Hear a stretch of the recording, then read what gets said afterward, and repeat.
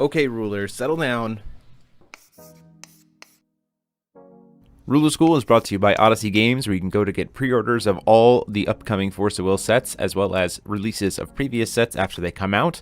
CCGprime.com, with over 100,000 Force of Will singles, as well as out-of-print boxes from the past, and TCG accessories, as well as FoulLibrary.com, a wonderful resource for deck lists, article discussions, and more. Check them out at FoulLibrary.com, as well as these amazing patrons.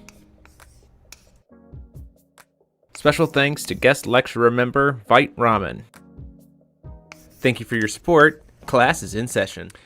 Hey guys, welcome back. It's Paul. Today I'm bringing you a very special series, one that is going to look at all of the different cards from Grimm Cluster all the way up through Saga Cluster, which just completed this past November. And we're going to be taking a look at the top 20 light cards currently in Wanderer format today. So you're not going to be seeing things that are banned, unfortunately for you. Obviously those cards are just really stinking broken, so it kind of goes without saying that those cards would be on the list in general. So we wanted to look at cards that are not banned, can go in a lot of different decks, had some sort of meta impact historically, have potential today potentially as well if we got the right support for those things. And so today I just wanted to take you down memory lane and then also give you a list of all the different cards that you might want to play if you are looking to get into the Wanderer format if you don't have these already. So without further ado, let's just get right into this. So first up on our list is Blade of Faith at number 20, and I gotta find it because all my stuff got messed up. So we are looking at Blade of Faith. This card has a long history as one of the cards that actually shifted the meta when it came out in Strangers of New Valhalla. It is a rune that costs one white and 3 colorless, but it costs 3 colorless less if you have Brunhild as your ruler or J-ruler, and that makes it amazing. It removes a resonator on your opponent's side of the field from the game, and it's only Divinity 2. So if you have one of these in your Divinity deck, which is basically a second hand of 5 cards at the start of the game that you get with your New Valhalla rune rulers, this card can be removal like that. First turn, you have an out to anything your opponent plays, and then you have 3 more in your deck if you want them. This card is strictly amazing. It worked really, really well with Messenger of the Sun. That was a human that could be brought back with another rune that was in Brunhild's sort of repertoire, and in combination with that you could draw additional cards, and this card was just amazing. It did so much for the game when it came out and really gave us a sense of how powerful Brunhild as a ruler could be in those days. And Jeremy and I would argue that this card is actually still relatively powerful and should be put in a Brunhild deck if you have one that you're building. This card is fantastic, but it's not so fantastic that we want it higher on the list. It's really restricted to Brunhild, it's really restricted to just the rune rulers, but the fact that it was just so powerful and can theoretically still be considered powerful today means that this card is just amazing. Also, as I'm thinking through this card, I'm like, wait, this card gets around Girion because it isn't a 1 cost, so this card still has implications for a modern meta today. So I would consider this card to be very strong. Number 20 on this list for sure. Alright, so next we're going to look at number 19, which is Lars, the Sacred King. Lars has not mitigated, has not moved his way up yet. There we go. Lars, the Sacred King is one of 3 cards in the game that has the heal mechanic attached to it, which is where if you have an astral ruler, you can heal that ruler and it's allowed to perform judgment again. And this is really relevant in rulers that don't have imperishable on their J-ruler side. So Imol doesn't really need this. The Mikage typically doesn't need this either, but there are times where you really do want to heal your ruler so you can flip and do other things with it. Lars is really strong in that regard. It's a 2-drop with quick cast as well, so it's easy to play on your opponent's turn. It mitigates damage as well. This card is just fantastic. It does a lot more than what you would think. It hasn't seen a lot of New Frontiers play, mostly because you don't really want your stuff to be healed necessarily, but there have been decks where this has been relevant, especially with things like Almerius, being able to flip her again and get this back, or even get something else back from your graveyard. We saw a little bit of play in the most recent GP with Lars, which was kind of wild, but it's fantastic, and he should be on this. We thought he represented the heal mechanic the best, but there are times now where you actually really want an Astral Ruler. It actually benefits you to have one. Which we will talk, I guess, on a later list about that. But next up, we have number 18, Izanagi, Keeper of the Seal. This is another oldie but very fun card. For a long time, this card did not see play when it came out in Alice Cluster. It came out fairly late in the Moonlit Savior. This card is a 6-cost myth. It's an 11/11. It removes things. It gets bigger for each card it removes. And if it dies, those cards go back to your opponent's hand. But the way this card was played was in Lapis Cluster, we got Spinning Myths, which is a card we'll be talking about on the Wind version of this video. That card is currently banned because it was so good. It's a 3-drop, double green and 1. If you play that, you could cheat a myth into the field. And if you played another card that turn, you can torrent that card. You can torrent Spinning Myths to get an additional stone recovered into your field, which was so overwhelming and so powerful that they just said we can't have this card in the game anymore. But Izanagi is still really strong. The fact of the matter is you can still cheat him into the field with things like the Heroic Epic of 1000th Night. That card is really good in the sense that it's the same cost. It's a little bit more difficult to play, but in Wanderer, that's not really an issue. You basically play that, this card hits the field, triggering its enter effect, and then the end turn it goes back to your hand, so you can potentially do it again, which is really powerful. However, the real reason Izanagi is broken is because if you play him and you remove 3 cards, with that effect still on the chase, you can remove Izanagi from the field, and those cards are gone forever. For you to bring them back later if you want to. So Izanagi has a lot of potential. We just haven't seen it really take off yet. And I think if we got a few more like recursion effects or cards that help to flicker effects, Izanagi could be really good again. But right now he's only the 18th best light card in the game as of the end of Saga Cluster. But next up we have Lumia, the Saint of Creation. This card really took off in Lapis Cluster when it was released because we had just received a new Lumia ruler in Lumia the Crimson Lotus. Saint of the Crimson Lotus. It was a flicker. It allowed, on the front side, that Lumia allowed you to flicker resonators and get enter effects again, while also recovering them, so that was really solid. It allowed you to flicker mana dorks to bring them back into play recovered. And then when you got Lumia, all of a sudden you got additional cards. So on her own, when she enters the field, remove the top card of your deck from the game, and then you can play that card as if it were in your hand. But if you have a Lumia ruler or a Lumia J ruler, this Lumia Saint of Creation removes 3 cards instead, which means you basically see 3 additional cards. That's kind of unheard of. That's really, really, really strong. We didn't see anything quite as powerful as that until a little bit later with the new Valhalla rulers, right? With the rune rulers.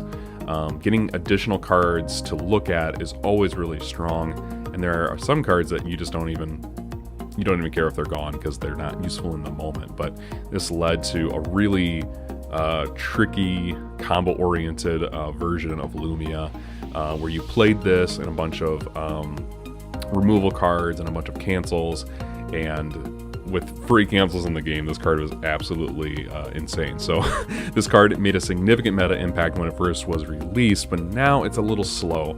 I've used this card since, before making this anyway, and the card feels okay, but it doesn't feel pivotal anymore. That being said, if we get a new Lumia ruler, this card could take off again in the Wanderer format. So who knows? Who knows what we might get? But we thought this card was so good, at least historically, that it deserves to be on this list, even if it is a little bit lower. Next up, at number 16, we have Intimidation, as well as Amaterasu's Foresight, but mostly Intimidation, mostly because Intimidation is cheaper. It's a 1-cost light chant, which if you see another card in the pool down below, you know why that's important. 1-cost light chants are always going to be good in this game now because of one specific card that's a little bit higher up on this list. But Intimidation is solid because it's a fog effect. Because of how light is as a color, it's really invested in preventing damage.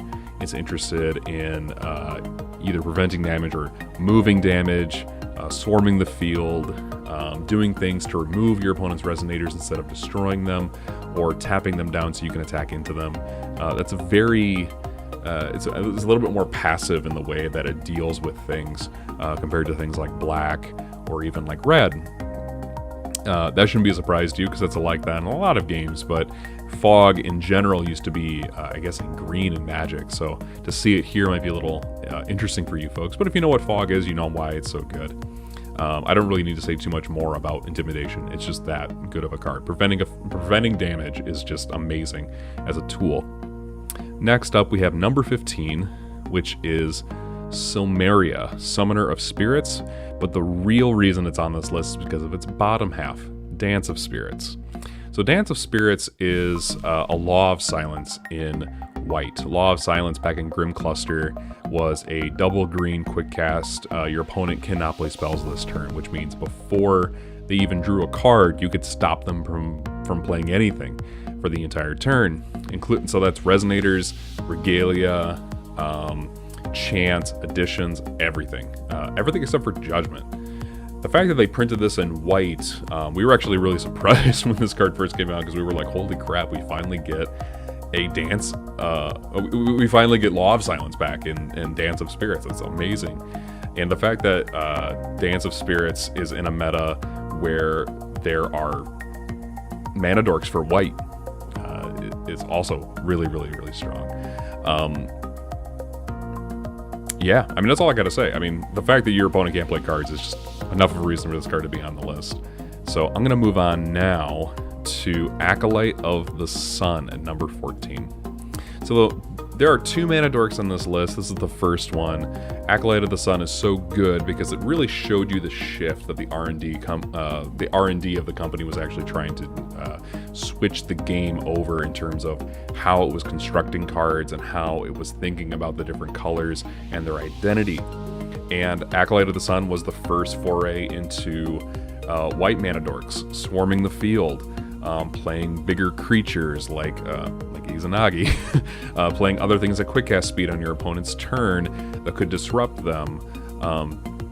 The card in general just set a precedent that is still being felt today. I still have Acolyte of the Sun in my own personal playset of white cards for Wanderer format because you never know when you're going to need a mana dork. The card is just amazing. It produces will. It is a little bit weak, and it is not as strong as another mana dork on this list, which you might have already spotted down below. But we thought Acolyte of the Sun deserved to be on the list. It's still useful, even if it's not the best dork in the game. And next up, we have Interdimensional Escape, which I'm not seeing. Here we go. We're doing this live. So we have Interdimensional Escape. Interdimensional Escape is the cheapest Wrath effect for white. It is a really great board wipe and makes your opponent choose the card that they are going to keep while it banishes everything else, which means that it gets around things like Eternal, it gets around things like Barrier, it does some really funny things because it banishes things. It's a really good effect in that sense. It's also quick cast, so this card in general is more toward the middle of the list because at this point you're just looking for good, generic, strong cards that you can use in combination with other things. Interdimensional Escape is just fantastic. It should always be in your repertoire for potential board wipe options. Next up, we have one of my favorite cards in white, which I've used in a ton of decks, Road to the Sacred Queen. This card really shines in any deck that uses the Alice Origins Faria because it gets you a stranger from your extra deck at random to your hand. But in general, that's not why I like it so much, and that's not why we look at it so much. It's an addition, and when it comes in, it's just for one white will, so it's really cheap to use. But when you play it, it makes your opponent's stuff come in rested if it's a resonator, which can be relevant. Some resonators, especially swiftness resonators, love to be recovered so they can swing in right away. This card just really puts them back an entire turn, and I really love how white, especially in the Alice Origins era, really started to steer toward this almost more stun like it had been back in Lapis Cluster. So Road to the Sacred Queen, again, really strong, fun card in this format. It's really there if you just want to slow the game down to a mid-range pace. Next up we have Yggdrasil's Grace, a fairly new entry on this list. I suppose you could put Dreams of Juliet here too, but the fact that Yggdrasil's Grace is a 1-drop, white, quick cast, again, 1-drop chance are just going to get a lot more attention than something like Dreams of Juliet. Because even though Dreams could flicker your resonators, you could also just draw a card, or you could destroy an addition. Yggdrasil's Grace is just a little bit cheaper, which can go a long way. It can also go in your side deck for a lot of reasons, of course. I'm hinting at this, but you're gonna know what I'm talking about as soon as we get there. Yggdrasil's Grace basically just flickers a resonator, comes back at the end phase. It's really good for dodging destruction. It's really good for re-triggering enter effects. Flicker effects in general are mostly a white phenomenon. You're not going to see those all that much in other colors. So flicker is very unique, very iconic of the white color identity. And next up we have Dispelling Stone. Dispelling Stone at number 10, again, really strong, good addition destruction. Again, it's really creeping Dreams of Juliet, because even though Dreams of Juliet is a really good, solid card, Dispelling Stone is just better. Dispelling Stone is never a -1. It always goes back into your deck. You always shuffle your deck, which is relevant, especially in this game where you have a mulligan, a selective mulligan, where if you ship something away and you know you're never going to see it again, if you shuffle the deck, you can potentially see it again. This card destroys additions, and then you draw a card. Just really, really good. And then, of course, it works really well in Celesta decks too, where it's meant to be used to its fullest potential. But in general, this card has been seeing play ever since it was released because of how good it is. But outside of that, I think you'll agree with me. This card's just really good. Next up, we have Charlotte's Light Transformation Magic, named by the fandom as Tiger Magic at times. This card is also comparable to something like Separation of Fates, which is not on the list. But the thing that I really, really love about Light Transformation Magic is that it not only can be used on your own stuff, it can be used on your opponent's stuff. Currently, any Astema deck that is being played that gets you down to 0 life wants something like this to remove abilities so that you lose the game, essentially, because you don't have any life. And the effect to prevent you from losing the game is now gone. But it's also a really good defensive tool, right? It makes bigger things smaller. It targets J rulers as well as J resonators, which is really relevant in this game. Separation of Fates was only resonators, which, you got to draw a card, but you didn't shrink it. So I think we think this card is probably at some degree at the same playability as Separation of Fates, but just a little bit better because it does have Remnant as well. So Charlotte's Water Transformation, Light Transformation Magic, at number 9. And next up we have Pier, the Godspeed Archer. And as much as I love Tier Maker, it lags a lot. Sorry, folks. So Pier the Godspeed Archer is basically a Resonator reprint of the Artemis Bow from Alice Cluster, but now it's a Resonator. And it's a Resonator that has swiftness and flying. It can stop the... It can shoot an attacking or defending Resonator on your opponent's side of the field for 400. and it gets 2 divine bow counters when it enters the field, which means if you flicker it, it comes back with those divine bow counters, which is really hilarious and fun because it's just infinite defense. And then it really shines in the Arla deck that came out in Alice Origins, where if you have removed things, removed strangers from the game, you can reload, basically reload Pier's quiver with more divine bow counters. So you can shoot more things or get rid of additions, destroy things with flying, etc. Pier is genuinely one of the best white resonators printed to date. It's going to be really hard to pass up something as offensive as Pier. It just had so much utility and was used in so many different kinds of decks throughout both Saga and Alice Origins Cluster. Really just good, solid card. Not much more I have to say about it. Next up, we have a little bit of a different card. We are putting pretty much every 1-drop removal chant in white in this. So this is Miscalculation. It's not Schrodinger's Cry, which you'll know why soon, because we're going to talk about it fairly quick. But it's Miscalculation, Crystallization, Endless Starlight, the Star Sword, Hunting Angel to some degree too. In general, white has just really good defensive utility in the game, in the fact that you can just pay 1, quick cast speed, kill a thing.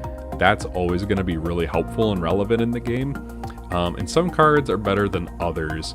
And so at this point, I want to talk about Schrodinger's Cry in the sense that it kind of goes in this category, but it's just a little bit better than Miscalc, Crystallization, Endless Starlight, Hunting Angel. It's just a little bit better.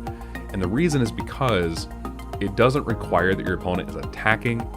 But if you have a Rested Resonator on your opponent's side of the field, you can just remove it for 1. Removing, again, is just going to always be better than destroying something. So it's Miscalculation, but better. It's Blade of Faith, but it's usable in pretty much any deck that can run white. It's got quick cast. It's just a really, really useful card. In fact, it's one of those cards that I would say, if you don't have these, they're normal rare, pick them up as fast as you can. They're actually still really, really useful. And while we're on the topic of 1-drop white chants, let's talk about number 5. Let's talk about Charlotte, Inheritor of the Secret Power. This is one of the newer cards on the list, and we didn't really see this card do a ton in New Frontiers. But the sheer concept behind this card being that you can put a 1-drop white chant in your sideboard and just always have access to it at quick cast speed on a flying resonator that's a 6/7 that has barrier black, that seems really good. Jeremy and I both really like this card in the sense that it can really take the game of some decks and just ramp it up because they have more tools to work with. Yeah, I don't know what else to say. Charlotte really just breaks all 1-drop white chants in the game. And it's just fantastic. Of course, they have to have quick cast for them to be useful. But the thing about Charlotte is now they have to think about, in Wanderer format, is this card going to be too good? If it's a 1-drop white chant, is it going to be too good? Is it not niche enough? Charlotte is one of those cards where its mechanic is so unique and so useful and has so much utility that as the game goes on, it's just going to get better. So it may not be amazing right now, but we are going into Saga Cluster. We already have 1 set of Saga Cluster plus some new starter decks. And so seeing what these new sets bring to this one resonator is going to be fascinating to think about. So just always have that in the back of your head. It's a solid card. Next up, we have, without a doubt, the best mana dork in the game, bar none. Flute, Captured Dragonoid Child. This is what would happen if you gave Acolyte of the Sun Barrier some better stats and a board wipe effect in Group of Comets. Flute is also really strong because it can put +1/+1 counters on things that you control. which can be somewhat relevant, boosting some stats, making sure that, something doesn't die because it gets negative stats. There's just added utility in Flute, and the fact that it has barrier as well it's always going to be a safe turn 1 to play Flute. This card is super good. It's seeing relevant play in New Frontiers right now because it goes in Odin decks. But in general, this really just gives Light a real big boost in terms of its playability. So if you don't have Flute, this is definitely one of those higher priority cards that you want to grab. This card is amazing in just what it allows you to do. It really powers up mid-range white decks in a really good way. But now we're getting into the top 3, and you're looking at the last 3, and you're like, okay, which one is number 3? For us, that was Exorcist Mage. Exorcist Mage is a new style of card that we're seeing in Force of Will that we are really excited to see, especially at Ruler School. So Exorcist Mage, Academy Guard from Lycaon, Witch of the Fallen Kingdom, all of these are like really strong, quick cast, 1-drop resonators that have really powerful effects that can disrupt your opponent when they want to do something fun. So to go back to an earlier example of Izanagi, right, being cheated in from the heroic epic, the heroic epic for the 1000th Night card. If you play that and your opponent chains Exorcist Mage, you just lose your Izanagi altogether.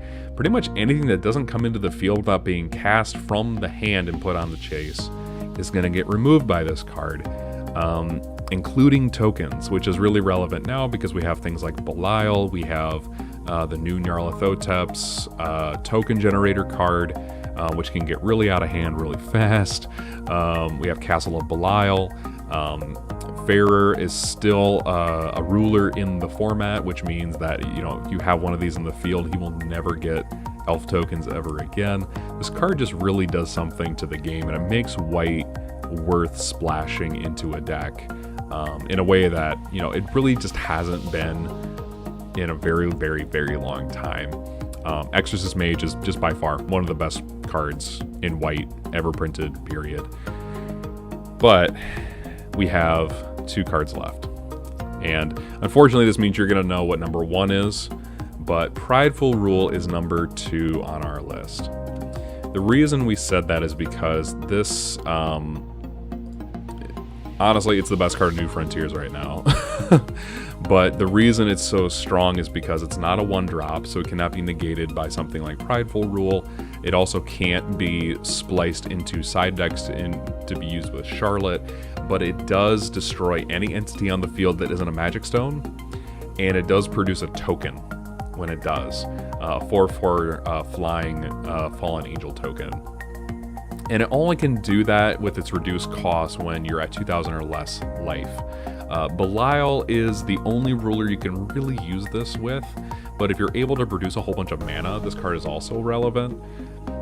The reason this card is so good, and even though it's a little bit more niche than, I would say it's probably just as niche as something like Blade of Fate is, because the fact that it can target anything and then produce you a body on top of that is amazing. It's one of the main reasons you would play something like Belisle, but I mean, even if Belisle is good, the fact that you want to play one of the best cards in the format, period, in Prideful Rule, says how much stronger Prideful Rule really is as an incentive to play Belisle. This card is just doing so many amazing things. It's making you want to play white more often, which means that it gives you access to some of the other cards in this by virtue of it just being in white in general. I don't know what else to say about the card. Super high utility, very good effect, gives you a body, makes you run a really good ruler. I don't know what else to say about Prideful Rule. It's definitely one of the best cards in white, but the best one by far has got to be Dark Alice Rabbit Princess. And this is not because we love Alice and Dark Alice on this channel at all, I promise you. Even though it's a little shady, I agree.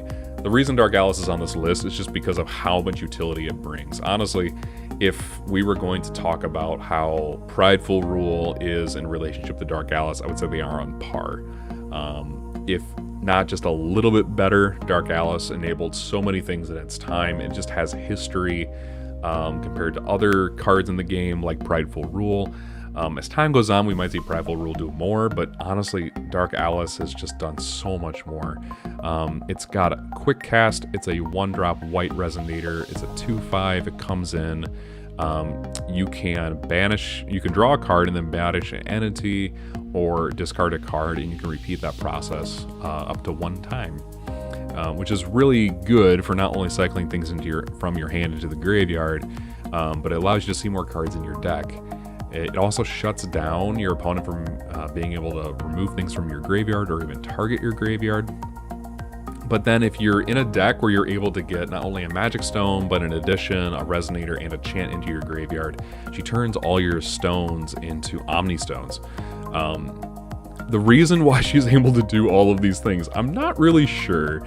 I think they're like, we want Adam Psychart deck to be good, and so we are going to put card into Adam Psychart deck that is going to be good and allow Adam Psychart to be good. This card, however, it just does so much more. The fact that you're able to just draw cards in white is kind of nuts. White is not known for doing that, so the fact that this card is even in, it's pretty much like a better Guinevere from red.